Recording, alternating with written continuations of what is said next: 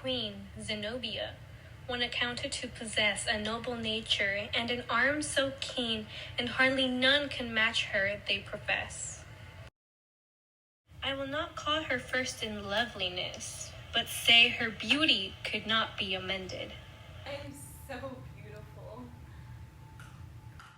I find that from her childhood she had fled the offices of women, for she went off to the wilderness of the woods to shed the blood of forest deer, and her bow bent on them, still swift of foot, when they were spent. And as she grew to woman, she would kill leopard and lion too, and once she had rent a bear apart, she ruled the beasts at will. As for men, she was wrestler and could win a fight against a stripling of whatever might.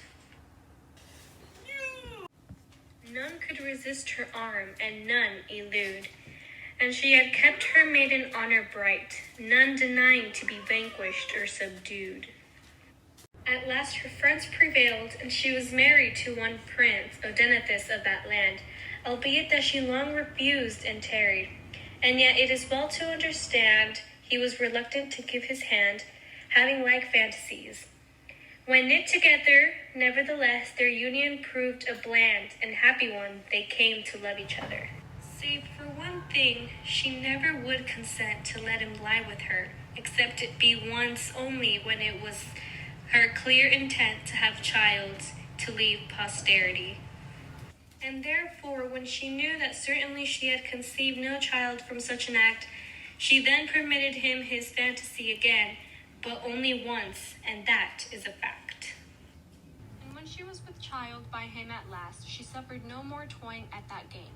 2 sons she had by Odenathus then, their names Hermano and Thymelao.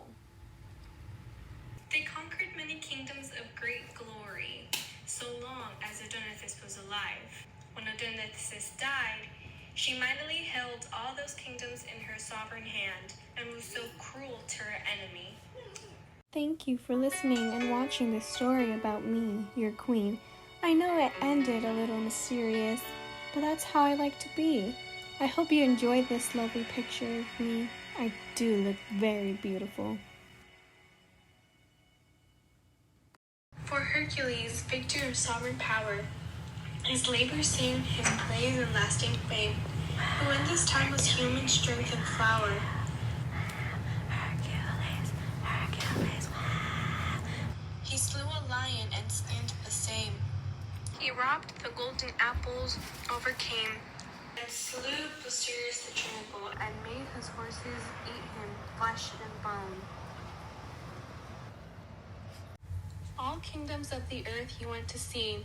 None said him nay, none equaled him in worth. Thank you so much. Thank you for these flowers. Thank you. He had a lover, this rebounded man. Her name was Dianara, fresh as May. And as the learned tell us, she began to fashion him a shirt to make him gay. Oh, fatal shirt, alas, alas, I say. Poison was subtly woven in its mesh, ere he had worn it scarcely half a day. From every bone there fell away his flesh. But some authorities would thus excuse her, saying that Nessus made the shirt, not she. Let that be as it may, I won't accuse her.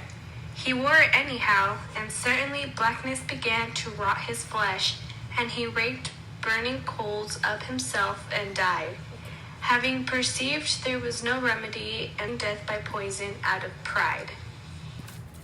Thus fell the famous mighty Hercules. Wise is the man who will has learned to know himself. Beware, when fortune would elect to trick a man, she plots his overthrow by such a means as he would least expect.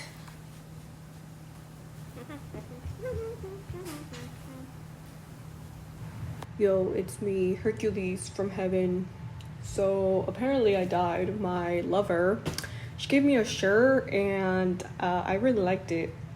But I guess it was poisoned. I don't know. So I guess don't trust the people you love, you know? That's crazy.